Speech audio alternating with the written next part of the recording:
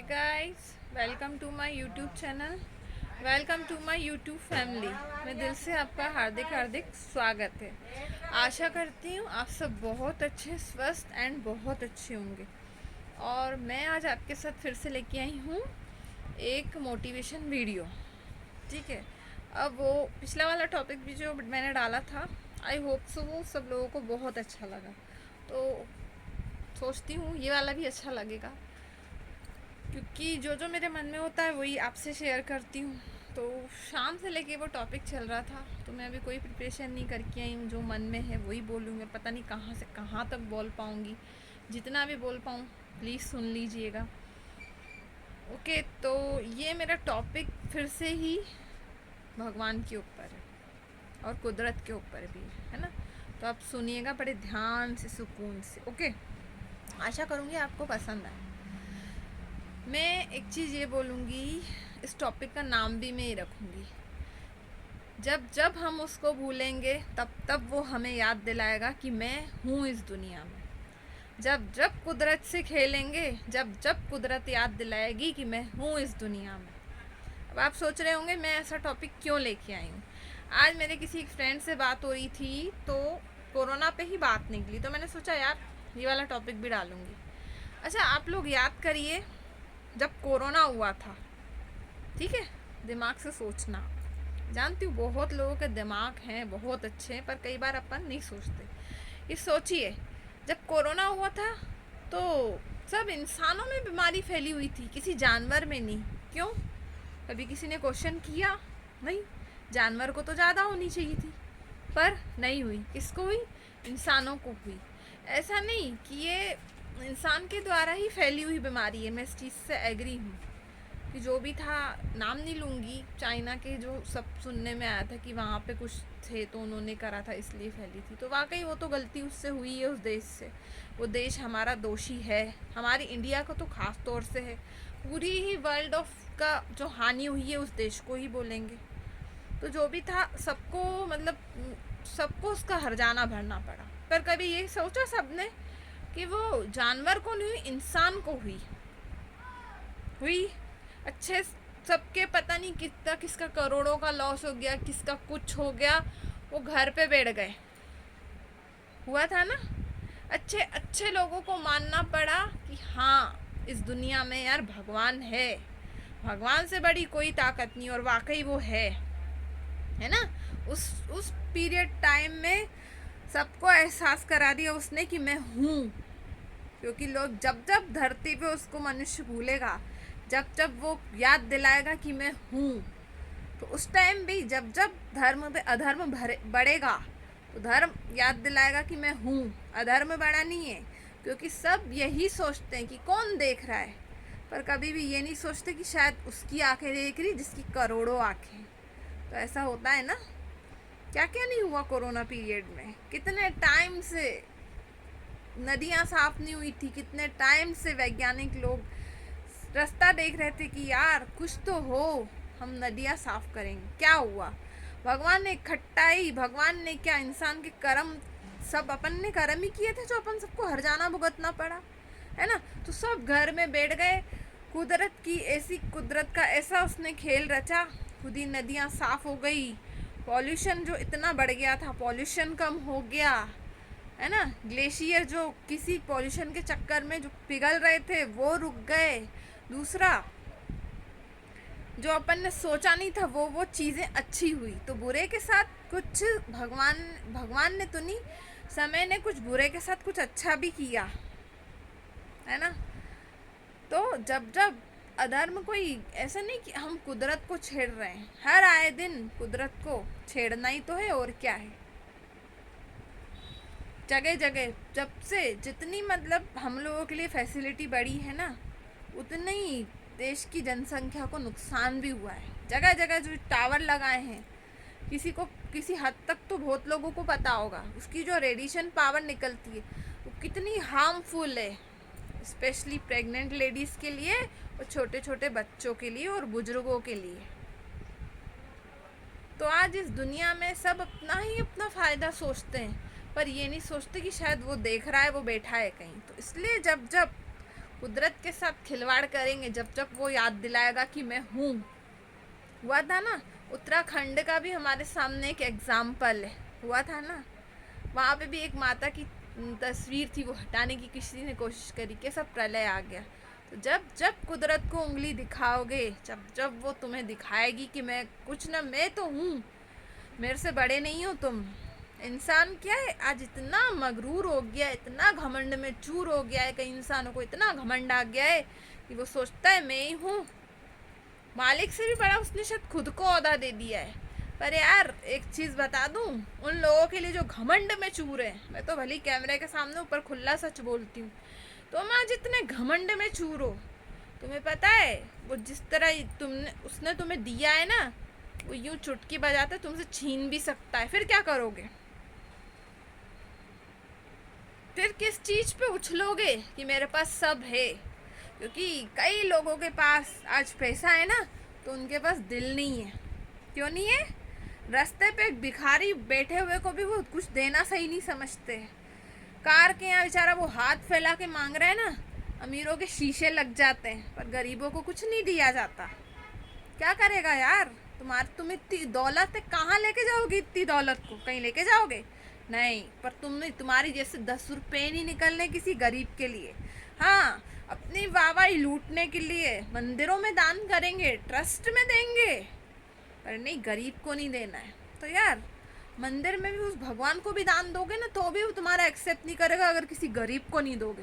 मैंने शायद पिछले टॉपिक के भी बोला था, क्यों ना बोलूँ यार। एक गरीबी एक ऐसी बीमारी है, बहुत बीमारी है वो मेरी नज़र में तो। और क्या है, हाँ, गरीबों का ये है कि कम से कम वो सुकून की नींद तो सोता है, उसको ये चिंता नहीं रहती अगले पल क्या होगा।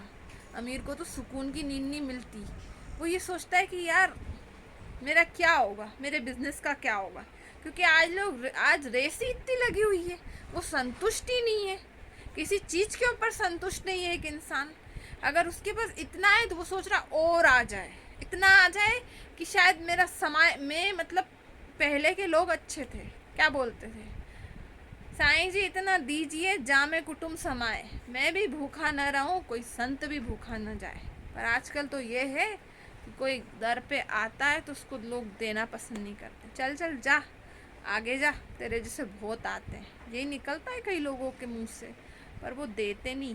क्या बोलते, धंधा बना लिया है। अरे उसकी किस्मत है यार, उसकी किस्मत, क्या पता बेचारा सही में मजबूर हो। हर जना एक जैसा नहीं करता, पर नहीं, लोगों की मेंटेलिटी आजकल बहुत वीक हो गई है। क्या करें, लोगों की मेंटेलिटी नहीं चेंज कर सकते। और मेरी नज़र में तो ये भी है यार, जो तुम अभी जैसे नवरात्रे आएंगे, छोटी छोटी कन्याओं को लोग पूछते हैं, है ना।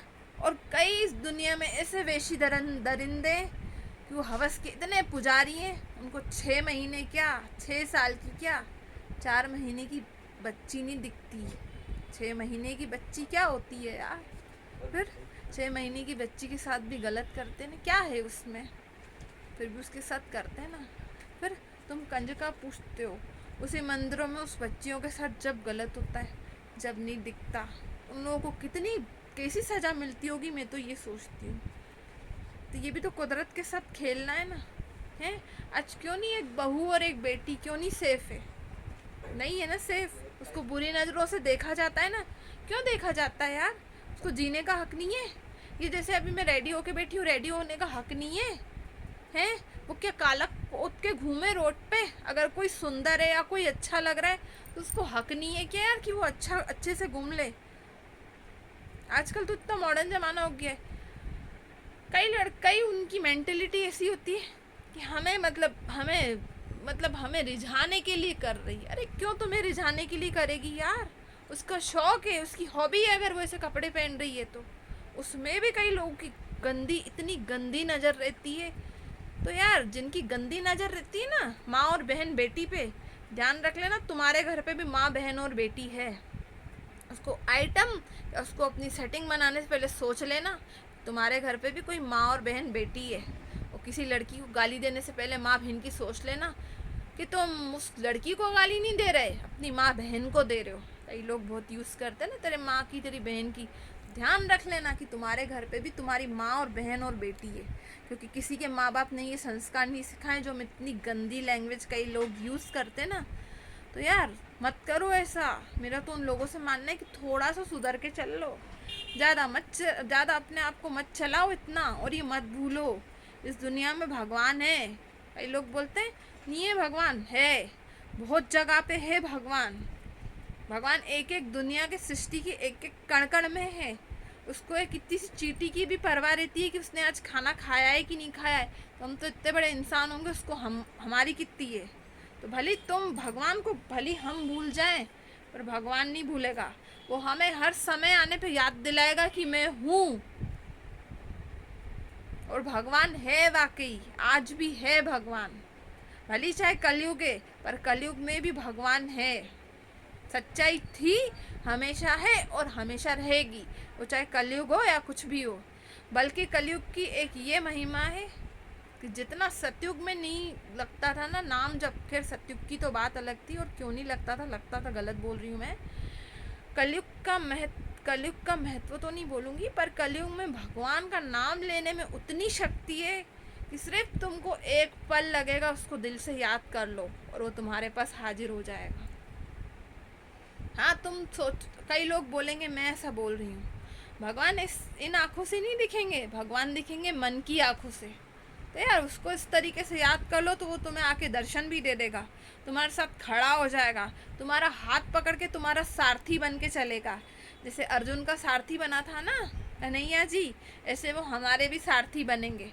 हम बेशक पुकारे तो सही, अर्जुन जैसे बने तो सही, तो एक कृष्ण हमारे लिए भी आएगा हमारा साथ देने। हम करते ही नहीं है उसको, जब शुक्राने करते ही नहीं है तो वो कहाँ से हमारा साथ देगा? वो बिल्कुल नहीं देगा। क्योंकि आज की जो जनरेशन है वो भूल चुकी है भगवान को, सच्ची में भूल चुकी है। इतना बिजी हो गई है कि उसको किसी चीज़ से मतलब नहीं है। बल्कि ये चीज़ें ऐसा नहीं कि किसी के माँ बाप नहीं सिखाते होंगे। मैं तो ये बोलती हूँ कि आज बच्चा जब छोटा होता है ना, जब से ही सिखाना चाहिए उसको। मंदिर जाने के नियम उसको बोलना चाहिए कि पढ़ाई, कॉलेज जा रहे हो या स्कूल जा रहे हो, सबसे पहले चलो ठीक है तुम मंदिर में। तो बोलती हूँ हर बच्चे को मंदिर जाना चाहिए। पर अगर वो मंदिर नहीं जाता तो घर में 10 मिनट खड़े रह के भगवान से धन्यवाद बोल के प्रार्थना करे, माँ बाप के चरण छू के निकले। तो यार हम लोग ही हैं, अपने बच्चों को हम ही देंगे अच्छे संस्कार, कोई पड़ोसी देने नहीं आएगा। तो बच्चों को हम जैसी चीज़ें सिखाएंगे ना, बच्चे वैसा ही सीखेंगे। तो फिर शायद ये नहीं सुनने को मिलेगा कि यार कोई भगवान को भूले तो वो याद दिलाने आता। वाकई वो आता है, आप अपने जीवन में देख लेना कभी भी। जब जब भूलने की उसको कोशिश करोगे ना, जब जब वो याद दिलाएगा कि मैं हूँ, जब जब परिस्थिति और हालातों से घबराओगे, सच्चे मन से भगवान को पुकारो, क्यों नहीं आएगा तुम्हारी मदद के लिए? ज़रूर आएगा। 100 ताले तोड़ के भी भगवान आएगा, क्यों नहीं आएगा? आएगा। इस दुनिया में कितनी विश्वास की कहानियाँ हैं। तो जब यार उनके लिए भगवान ने किया तो हमारे लिए नहीं करेगा? बहुत लोगों को ये स्टोरी पता होगी कि एक कोई पता नहीं वो कौन थे, मतलब वो मतलब डाकू वाकू थे कि पता नहीं कौन थे, भी मुझे स्टोरी याद नहीं आ रही थी।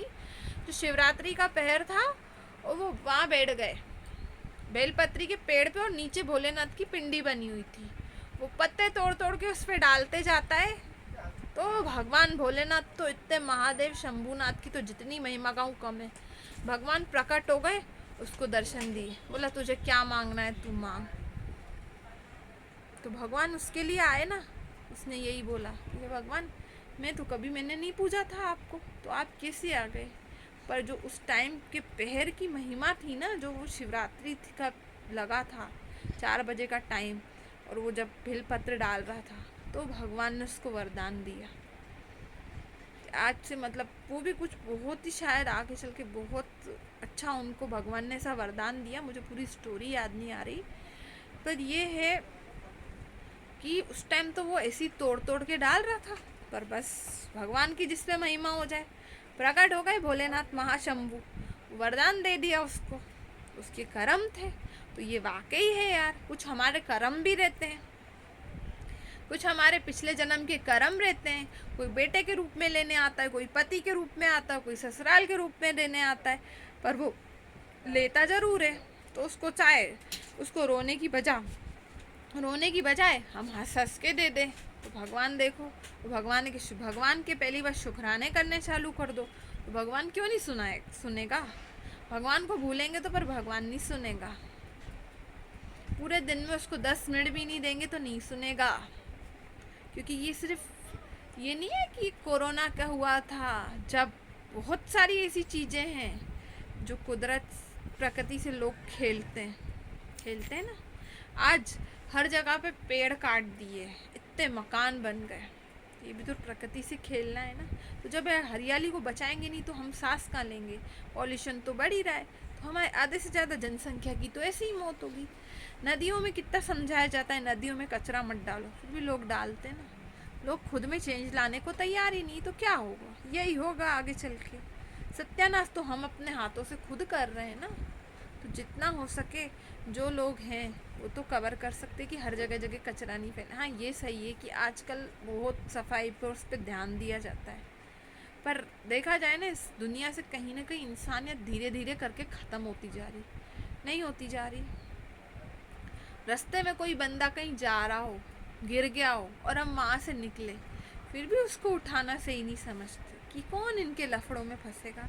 क्यों यार, इस जगह कोई अगर तुम्हारे घर का सदस्य गिरता तुम उसकी मदद नहीं कर सकते? तो ऐसे ही तुम इंसान नहीं हो, नहीं कर सकते उसकी मदद, पर नहीं करते ना। ये भी तो कुदरत से खिलवाड़ करना है, और क्या है। क्योंकि वो भगवान तो देख रहा है कौन सही कर रहा है कौन गलत, है ना। और दूसरी बात, एक मैंने पिछले वाले टॉपिक में भी एग्जाम्पल दिया था, इस वाले टॉपिक में भी दूंगी।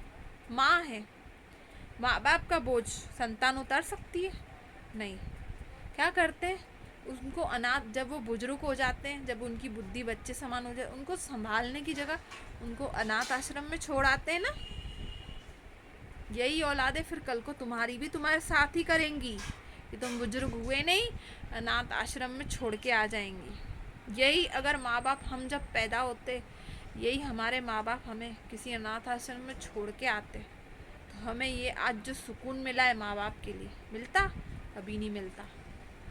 तो कैसे भूल जाते हैं यार वो बच्चे, कैसे भूल जाते हैं अपने माँ बाप को कि उन्होंने कैसे पाला पोसा होगा। शादी होती नहीं और यहाँ लड़का ऐसे चुटकियों में चेंज होता है। क्यों यार, क्यों? शादी इसलिए कराई तुम्हारी कि तुम भूल जाओ अपनी माँ को, हैं? कल को तुम्हारे भी बच्चे होंगे, तुम्हारी भी औलादें होंगी, शादी करेंगी, तुम्हारे साथ भी यही सलूक करेगा। तो क्यों अपने हाथों से अपने आप को तकलीफ़ें देना चाह रहे हो? तो इतने अच्छे हो जाए ना कि हमें किसी को बोलने का मौका ही नहीं मिले।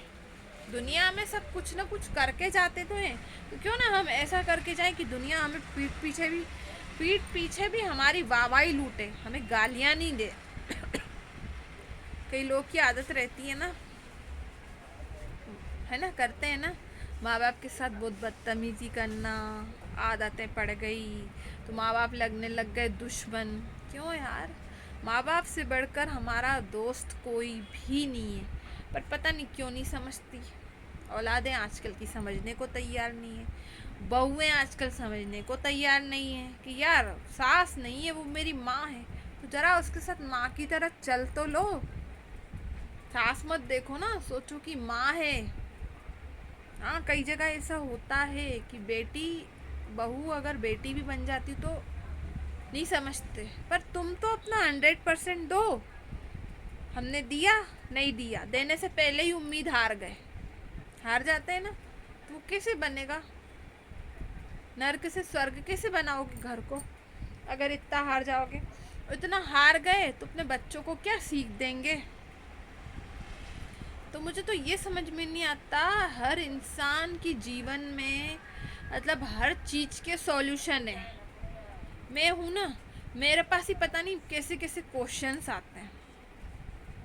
आज ही आया था, मैं नाम नहीं लूँगी, मेरी लव मैरिज हो रही है, मेरे को डर लग रहा है कि वो कहीं मुझे थ्रो करके फेंक तो नहीं देगा। अरे क्यों फेंकेगा यार, जब उससे इतना गहरा प्यार है, इतना सच्चा प्यार है, तो विश्वास करके शादी करके देखो ना, क्यों करेगा?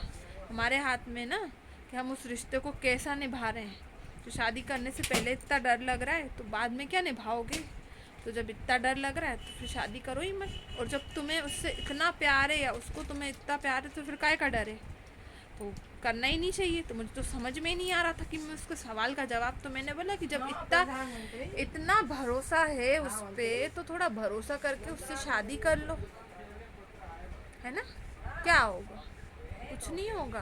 तो हम दूसरी बात मैं ये सोच रही थी, अभी से इतना नेगेटिव हो, अगर वो हो गई, वो एक लड़का हो या लड़की, अभी से रिश्ता चालू होने से पहले ही इतना नेगेटिव हो गए तो उसके साथ आगे की लाइफ कैसे निकालोगे? नहीं निकाल सकते, क्योंकि शादी करना एक बहुत बड़ी जिम्मेदारी है। वो चाहे अरेंज हो गई या लव मैरिज हो गई, बहुत बड़ी जिम्मेदारी। तो इसलिए किसी को करनी चाहिए ना, सोच समझ के करो, नहीं तो मैं तो बोलती हूँ मत करो। पर हम नहीं करेंगे तो हमारे माँ बाप वो टेंस हो जाते हैं। तो तुम करो तो पूरी ईमानदारी से निभाओ। ईमानदारी से नहीं निभा रहे हो तो फिर कैसे करोगे यार? हर रिश्ते में जब दो लोग बंधते हैं, उनका कोई खून का संबंध नहीं रहता, उनका दिल से रिश्ता रहता है। तो उस रिश्ते में एक हस्बैंड हो या वाइफ हो, उसको दिल से रिस्पेक्ट तुम्हें देनी पड़ेगी। उसको रिस्पेक्ट कायदे से, जो सच्चे पति पत्नी होंगे ना, अपनी ज़रूरतों का ध्यान रखेंगे एक दूसरे की, और उसको उनको रिस्पेक्ट भी देंगे। चाहे वो पूरे दिन में कितना भी बिजी हो, हस्बैंड या वाइफ एक दूसरे को ज़रूर टाइम देंगे, केयर मांगेंगे, और आपके साथ थोड़ा सा बोलेंगे कि हमारे साथ थोड़े से 2-4 पल खुशी के बिता लो यार। एक गर्लफ्रेंड या बॉयफ्रेंड में भी यही मिसअंडरस्टैंडिंग आती है ना, कि वो एक दूसरे को टाइम नहीं देते। क्यों नहीं देते टाइम? कितने भी बिजी हो, पहली बात तो जो आपसे जितना भी प्यार, जो व्यक्ति आपसे प्यार करता होगा ना, वो पूरे दिन में कितना भी बिजी होगा ना, वो पर आपसे बात करने के बिना सोएगा नहीं। वो होता है सच्चा प्यार। बात करने के बिना सोएगा नहीं, और पूरे दिन की सब बातें नहीं शेयर कर पाए, थोड़ी सी ज़रूर करेगा। और दूसरी बात, सच्चे प्यार की पहचान ही ये है कि वो एक रिस्पेक्ट, प्यार, और दूसरा बिना किसी लालच के वो आपके साथ है। दूसरी चीज़, कई बॉयफ्रेंड या गर्लफ्रेंड या हस्बैंड या वाइफ में झगड़ा होता है, तो आपसे जो जितना झगड़ा भी करता है ना यार, तो उसके पीछे उसका प्यार छुपा होता है। उसका गुस्सा बर्दाश्त कर लिया करो यार। जिससे इतना प्यार करते हैं उसको थोड़ा सा गुस्सा तो बर्दाश्त करते हैं, पर नहीं कर पाते ना। आजकल का खून एक्चुअल में पता है बहुत गर्म हो गया है, तो यार थोड़ा अपने खून को ठंडा रखो यार, अगर रिश्ता चलाना है। नहीं तो ऐसे नहीं चलेगा रिश्ता, फिर तुम तो किसी भी रिश्ते में नहीं बन के रह सकते। फिर तुम घर में भी रहोगे ना, किसी को नहीं अच्छे लगोगे, क्योंकि नफ़रत इस दुनिया में किसको अच्छी लगती है? सबको प्यार ही अच्छा लगता है। तो सबसे प्यार करो यार, अब उसका ऊपर वाले का बुलावा आ जाए तो ऐसे थोड़ी नहीं जाना है यार, दुनिया से कुछ अच्छा करके जाना है ना। तो जो इतनी मिसअंडरस्टैंडिंग हो जाती है, कभी भी मिसअंडरस्टैंडिंग लाने से पहले दो लोगों के बीच में गलतफहमी जब आती है जब आप किसी तीसरे व्यक्ति की बात सुनते हैं, या हम कई लोगों की बात सुनते हैं। तो तुम्हारा रिश्ता क्या इतना कच्चा है क्या कि तुम्हें कोई आके कुछ बोल दे तो तुम बिल्कुल टूट ही गए? क्यों टूट गए? उसकी अच्छाइयाँ याद नहीं है? उसकी अच्छाइयों को याद कर लोगे तो शायद रिश्ता नहीं टूटेगा। पर यही गलती करते ना, उसकी अच्छाइयों को भूल के उसकी बुराइयों को ही याद रखते हैं। कहाँ से रिश्ता चलेगा? रिश्ता चल ही नहीं सकता। तब भी तो ये चीज़ बोल सकते हैं ना, हम थोड़ा सुकून से देखें कि कहाँ गलत हैं हम। जहाँ गलत है उस गलती को सुधारो, और जहाँ सामने वाला गलत है उसको भी रियलाइज़ कराओ। अगर वो तुमसे सच्चा प्यार करता होगा, दिल से प्यार करता होगा, तो वो ज़रूर समझेगा, नहीं तो नहीं समझेगा। अगर जब वो तुमको समझता ही नहीं, तो काहे के लिए कैसे आगे का रिश्ता कैसे चलेगा? नहीं चलेगा। चाहे हज़ारों कोशिशें कर लो, नहीं चलेगा। शुरू में मिसअंडरस्टैंडिंग नहीं होगी, तो किसी से भी यार शादी करने से पहले उसको जांचो परखो कि वो कैसा है, कहीं वो तुमको धोखा तो नहीं दे रहा, कहीं तुम्हें जीवन भर पछताना नहीं पड़ जाए। तो उसको 1000 बार सोच के फिर ही शादी करना, वो चाहे लव मैरिज हो या अरेंज मैरिज हो, क्योंकि शादी एक बहुत बड़ी जिम्मेदारी है। स्पेशली लड़कियों के लिए है और लड़कों के लिए भी है। लड़का हो चाहे लड़की हो, शादी करते हैं, दोनों दो गाड़ी के पहियों जैसे होते। गाड़ी कभी भी एक पहिए पे नहीं चल पाएगी, वो दो पहिए पे ही चलेगी। तो जितनी एक हस्बैंड की जिम्मेदारी होती है उतनी वाइफ की भी होती है। एक पति का भी कर्तव्य होता है पत्नी से पूछना। कभी वो पति भी बोल सकता है कि तू खाना लेके आजा, अपन साथ में बैठ के खाएं। तो आप देखो आपकी पत्नी को कितनी खुशी मिलेगी, पूरे दिन की थकावट भूल जाएगी। और एक पत्नी को भी जब वो बाहर से आए तो घर की चेंचे पे नहीं सुनाने की जगह उससे दो पल प्यार से बात कर सकते हो। हाँ जी, आप बताओ आज पूरे दिन में क्या हुआ, तो वो देखो कितना खुश होगा। तो यार एक हस्बैंड वाइफ ही तो है जो लेके चलते हैं, है ना। पूरा जो है हमारे ऊपर ही तो सब डिपेंड करता है। पर कई लोग नहीं समझते, उनके घर में प्यार ही नहीं है, फैमिली में प्यार ही नहीं है। क्यों नहीं है? कि हस्बैंड वाइफ ही अगर अपना रिश्ता अच्छे से नहीं चलाएंगे तो कल को बच्चे क्या सीखेंगे। और पता है आपको, हस्बैंड वाइफ के झगड़ों का इफ़ेक्ट सबसे ज़्यादा पड़ता है बच्चों के ऊपर। उनकी पूरी पढ़ाई, उनका फ्यूचर सब डिस्टर्ब हो जाता है। तो यार एक बार ज़रा वो लोग जो मेरा वीडियो सुने ना, बच्चों के सामने स्पेशली कभी झगड़े नहीं करने चाहिए। आपके जो भी मन मुटाव हो ना, आप लोग अकेले में सॉल्व कर लो, पर बच्चों के सामने नहीं। बच्चों के सामने क्या है, बच्चे भी फिर वैसे ही हो जाते हैं। बच्चे बेचारे ऐसे होते हैं, वो जल्दी नर्वस हो जाते हैं, उनका नर्वस सिस्टम वीक हो जाता है घर के झगड़ों में। फिर ना वो पढ़ाई कर पाएगा ना कुछ कर पाएगा। तो हमारे हाथ में ये ना कि बच्चों का भी फ्यूचर हमारे ही हाथ में। हम उनके बच्चों से जितना हो सके ना, बच्चों से खुशी की बातें शेयर करो, झगड़ों की नहीं करो। क्या कई आदत रहती है कि ना अपन घर की बातें भी बच्चों को सुनाने लग जाते हैं। अब तेरा बाप ऐसा, तेरी माँ ऐसी, तो बच्चा क्या सोचेगा यार। फिर वो जानने की कोशिश करता है कि यार ये ऐसे क्यों बोल रहे हैं, फिर वो पूछने लग जाता है। फिर झगड़े करते करते बच्चों को कई बार बीच में सुना देते हैं, तो बच्चों के ऊपर क्या बीतेगी यार, क्या सोचेगा मैंने क्या किया बीच में। और सही में भी बच्चे ने क्या किया, जो बच्चे को हम इतना सुनाते हैं, बच्चे ने क्या करा। जो था वो तो हमारे आपस ही के झगड़े थे। उसने तो नहीं बोला कि मम्मी आप इस चीज़ को चालू लेके हो, पापा आप इस चीज़ को लेके चालू हो, है ना। वो कई बार होता ही है कि बच्चों की प्रॉब्लम्स को भी लेके झगड़ा करने लग जाते हैं अपन, इसने ऐसा नहीं किया, उसने ऐसा नहीं किया। तो कई बार मैं बोलती हूँ जहाँ बच्चे की भी गलती हो ना, हस्बैंड को थोड़ा वाइफ को समझ के उसको प्यार से हैंडल करो। ऐसे नहीं कि उस जगह आपकी वाइफ ही गलती है, बच्चे की भी हो सकती है यार। तो थोड़ा उसको समझो, थोड़ा उसको टाइम दो, बच्चे को भी देखो बच्चा कहाँ गलत कर रहा हो। जहाँ नहीं समझ रही माँ, नहीं समझ पा रही, तो एक पति या एक पापा अच्छे से समझा सकते हैं कि हाँ यार यहाँ पे गलती हुई है, तो ये हम करके इस सॉल्यूशन का। मैं तो बोलती हूँ दुनिया में कोई ऐसी प्रॉब्लम नहीं है जिसका सॉल्यूशन नहीं है, सॉल्यूशन ज़रूर है। तो आप लोग शांति से सोचिए कि इस चीज़ का सॉल्यूशन क्या है। दूसरा ये बात कि हम जब जब भगवान को भूलने की कोशिश करेंगे, वो हमें जब जब याद दिलाएगा मैं इस धरती पे हूँ, और वो हर इंसान को याद दिलाता है। जब जब हम बड़ा बनने की कोशिश करेंगे तो आपको पता है मैं भी कुछ नहीं हूँ, मैं भी उसकी नज़र में, मतलब मैं भी उसकी एक बच्ची हूँ छोटी सी। तो हम सब उसके बच्चे हैं। तो क्यों ना उसको इतना दिल से याद कर लें कि उसको याद ही नहीं दिलाना पड़े कि मैं हूँ। हम ऐसे काम ही नहीं करें ना। जब हम इतने बुरे बन जाएंगे, अपने अंदर की इंसानियत को मार देंगे, तो वो याद दिलाने ज़रूर आएगा कि मैं हूँ। जब भी किसी को मदद की ज़रूरत हो ना यार, पूरा हाथ मत देना, इतनी उंगली जितनी किसी की हेल्प ज़रूर कर लेना। क्योंकि आपको पता है आपकी उसकी इतनी सी, उसको इतनी ज़रूरत है तो थोड़ा सा बढ़ा के कर सकते हैं यार।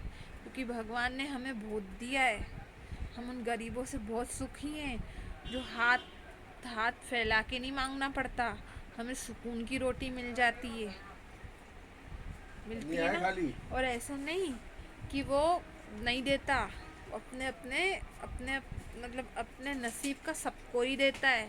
किसी को कम देता है तो किसी को ज़्यादा देता है। तो हमारे भी तो कर्म होते हैं ना उस चीज़ के पीछे, पर हमें नहीं समझ आता। हम बस अनसुखरी करते हैं, कल को चुटकी में बदलते उसको देर नहीं लगती, तो वो ज़रूर आपका साथ देगा। आप विश्वास रखिए, विश्वास नहीं रखेंगे तो कुछ नहीं होगा। दूसरी बात, अपनी माँ में भगवान को देखना चालू करो, तुम्हारे काम तो ऐसे ही हो जाएंगे यार। माँ में भगवान देखने लग जाओ, माँ को भगवान की तरह पूजो, पिता को पूजो। उनके चले जाने के बाद उनकी तस्वीर पे अगरबत्ती लगाने से कुछ नहीं होगा, जीते जी पूज लो यार, तो वो आपको ऐसे आशीर्वाद देंगे। फिर उनकी तस्वीर को देख के याद नहीं करना पड़े कि ये हो आज नहीं है, इसकी मैं कदर करता। कई लोगों के साथ ये होता है, टाइम रहते कदर कर लो, माँ बाप की कुछ भी नहीं है इस दुनिया में। सही बोल रही हूँ, थोड़ा सा ध्यान दे लो अपने माँ बाप का, ज़्यादा नहीं। चलिए, पता नहीं कितना बड़ा टॉपिक हो जाएगा, मैं कहाँ से कहाँ, मैंने आपको पहले ही बोला था कहाँ से कहाँ बोल जाऊँगी, कुछ पता नहीं चलेगा। प्लीज़ लाइक करिएगा, सब्सक्राइब करिएगा, शेयर करिएगा एंड बेल आइकन को प्रेस करना मत भूलिएगा। ओके, तो मेरा टॉपिक अगर अच्छा लगा हो तो प्लीज़ बताइएगा कि कैसा लगा, आगे किस टॉपिक पे बोलना है वो भी ज़रा हमें बताइएगा, और पूरा टॉपिक सुनिएगा, शेयर करिएगा अपने फ्रेंड्स को। और थैंक्स, मेरा अभी जो मैंने वीडियो डाला था आज से 2 दिन पहले, वो बहुत लोगों को पसंद आया, बहुत लोगों ने शेयर भी किया है, सुना है, तो प्लीज़ ये वाला भी कर दीजिएगा यार, बहुत आगे जाना है। प्लीज़ आप लोग ही आगे लेके जाओगे यार, आपकी सपोर्ट के बिना मैं नहीं जा पाऊँगी। प्लीज़ मेरा साथ दीजिए यार, क्योंकि मेरे लिए आपके रूप में कहीं ना कहीं भगवान बैठा है, मैं जानती हूँ, और वो मेरी मदद ज़रूर कर रहे हैं, क्योंकि वो सच्ची मेहनत देख रहे हैं कि मैं कितनी मेहनत करती हूँ, आप लोगों के लिए करती हूँ। तो यार प्लीज़, आप लोगों की अगर इतनी फेवरेट हूँ तो जो अनसब्सक्राइब हैं, जो सुनते हैं, प्लीज़ उनसे हाथ जोड़ के सर को झुका के विनती है, मुझे आगे लेके जाइए, मुझे मेरे बच्चों के लिए बहुत कुछ करना है। तो प्लीज़ यार मेरा ये हाथ पकड़ लीजिए, मेरे चैनल ज़्यादा से ज़्यादा शेयर करिए, तो मोनेटाइज हो जाएगा, तो बहुत आगे निकल जाएंगे। पूरे वीडियो सुना करिएगा, शेयर करिए एंड सब्सक्राइब करिए। बाय बाय, टेक केयर, जय माता दी, जय महाकाल, जय बाबा साहब। और कोई गलती होती है मुझसे बोलने में तो अपनी छोटी सिस्टर या अपनी दोस्त समझ के या अपनी बेटी समझ के माफ़ कर दीजिएगा यार। ओके, इसलिए कान पकड़ के सॉरी, कोई गलती हो तो प्लीज़ माइंड पे मत। मेरे को जो अच्छा लगता है ना, मेरी कोशिश होती है यार आपको भी सुनाऊं, क्योंकि मैं पता नहीं क्यों बहुत चाहती हूँ किसी को मोटिवेट करना, या किसी की ज़िंदगी चेंज करना, या उसको मेरे को ऐसा लगता है जो बातें मुझे पसंद है, मतलब जो बातें मुझे अच्छी लगती है, मेरे दिल को टच करती, वो आप तक पहुँचाई जाए। तो मेरा शायद ऐसा नेचर बना है, तो यार प्लीज़ मेरा सपोर्ट करिए यार, ठीक है।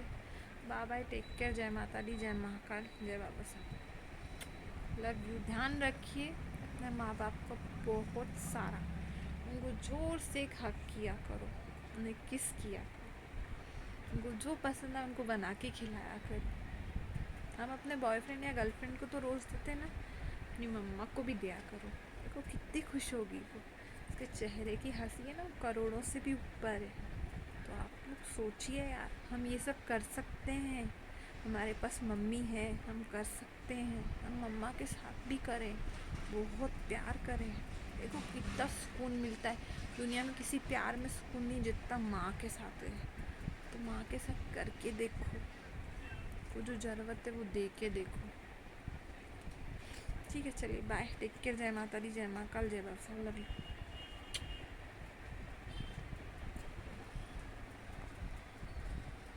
Bye bye.